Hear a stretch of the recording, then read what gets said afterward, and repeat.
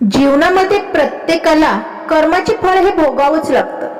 तुम्हाला ते सगळं काही मिळेल जे मिळवण्याची तुमची इच्छा असते। जो माणूस दुसऱ्यांबरोबर कटकारस्थान करतो त्या व्यक्तीचा शेवट सुद्धा हा वाईटच असतो, हे नेहमी लक्षात घ्या। दुर्योधनाने पांडवांना नेहमी आयुष्यभर दुःखच दिले, त्रास दिला, त्यांच्याबरोबर नेहमी कटकारस्थान केले, कपट केले, कधीही प्रामाणिकपणे ते त्यांच्यासोबत राहिले नाही। आणि त्याचा परिणाम हा असा झाला की दुर्योधनाच्या प्रत्येक दलामधील मोठा योद्धा कपट करूनच हा मारला गेला। त्यामुळे जो कर्म जसे करेल त्याचे त्याला फळही तसेच मिळते। प्रत्येक दुर्योधनाने जसे कर्म केले तसेच त्याला त्याचे फळ देखील मिळाले, हे लक्षात ठेवा। पूर्ण आयुष्य त्याने दुसऱ्यांचे दुःख दिले, दुसऱ्यांना दुःख दिले, त्यांच्याबरोबर कपटकारस्थाने केली, तर शेवटी त्याचा मृत्यू देखील हा कटकारस्थानानेच झाला। त्यामुळे श्रीकृष्ण नेहमी सांगतात, कोणतीही व्यक्ती स्वतःला खूप चालाक किंवा जास्त हुशार समजत असेल, दुसऱ्यांना दुःख देऊन, त्रास देऊन दुसऱ्यांना बावळट समजत असेल, मूर्ख समजत असेल, तर लक्षात ठेव, एक दिवस त्यांच्या आयुष्यामध्ये सुद्धा कोणीतरी अशी व्यक्ती येते, त्यांना सुद्धा धोका देऊन निघून जाते। कारण कर्म ही अशी शिक्षा आहे जी सगळ्यांचे चेहरे लक्षात ठेवते। जो जसे कर्म करतो तसे त्याला त्याची फळही मिळते। तुमचा आनंद, तुमची खुशी, तुमचे दुःख हे कोणालाही सांगितले नाही पाहिजे। कारण जगामध्ये लोक तुमच्या आनंदाला नजर लावतात आणि तुमच्या दुःखामध्ये तुमच्यावर हसतात देखील। जगामध्ये तुमच्या आनंदामुळे दुसरे कोणीही आनंदी होऊ शकत नाही। लोक तुमच्यावर जळतात, त्यामुळे आपले प्रत्येक दुःख, प्रत्येक अडचण ही लोकांना दाखवणे अजिबात गरजेचे नसते।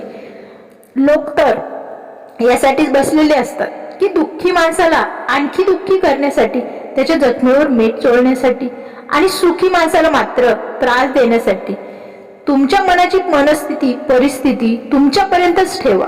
ही अडचण फक्त अशाच माणसांना सांगा ज्यांना समजून घेण्याची गरज किंवा समज आहे। जो माणूस आपल्या रागावर नियंत्रण ठेवू शकत नाही, तो माणूस स्वतःच्या आयुष्यामध्ये कशावरही नियंत्रण ठेवू शकत नाही। आयुष्यामध्ये जेव्हा कोणतेही सुख दुःख येईल, मोठी आपत्ती येईल, कोणतीही अडचण आली तरी कधीही हिंमत हारू नका। फक्त थोडं धीर वाट पहा, थोडी सहनशीलता ठेवा। जो माणूस अडचणींच्या वेळेमध्ये स्वतःला सांभाळून डोकं शांत ठेवून चालतो, तो संकटांना सहजपणे पार करतो। माणसाचं नशीब कितीही चांगलं असलं तरीही त्यांच्या काही इच्छा या अपूर्ण राहतातच। आपल्याकडे कमी असलेली गोष्ट फक्त आपणच दूर करू शकतो, दुसरे कोणीही नाही। बाकी सगळे तर फक्त याचा फायदाच घेतात। खरं बोलणं तर दूरच राहिलं, पण आजकाल लोक खरं ऐकणं सुद्धा पसंत करत नाही। काही वाटायचं असेल तर हसू वाटा। अश्रू तर सगळ्यांच्या जवळ असतात, जे कधी दाखवलेही जात नाही। जे तुमच्या नशिबात लिहिलेलं असेल ते स्वतः तुमच्याकडे येणार आहे, आणि जे नशिबात लिहिलेलं नाही ते येऊन सुद्धा निघून जाणार आहे। आयुष्य हे कधीही आनंद नसतं, आणि त्याला आनंदी हे बनवावं लागतं। स्वतःची स्तुती स्वतःवरच करणे चुकीचं आहे, कारण सुगंध स्वतः सांगतो की फूल कशाचं आहे ते। कोणालाही तेवढाच उपदेश द्या जेवढी त्याची समज असेल, कारण बादली भरल्यानंतर पाणी हे वायाच जातं। अडचणी तर जिवंत माणसासमोर येतात, मेल्यानंतर लोकांसाठी लोक स्वतः रस्ता रिकामा करतात। विहिरीमध्ये जाणारी बादली सुद्धा खाली वाकूनच जाते आणि भरून बाहेर येते। आयुष्यात सुद्धा हेच तर गणित आहे। जो नम्रपणे दाखवतो तो सगळं मिळवतो। नाते तोडले तर नाहीच पाहिजे, पण जिथे कदर नाही तिथे निभावले पण नाही पाहिजे। वाईट लोकांच्या गोड बोलण्यावर कधीही भरोसा ठेवू नका, ते त्यांचा मूळ स्वभाव हा कधीही बदलत नाही।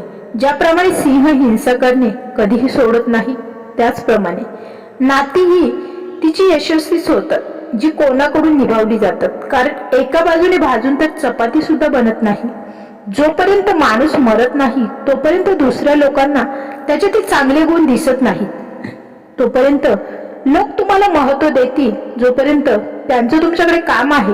कारण दिवा लागल्यानंतर काडी फेकूनच दिली जाते।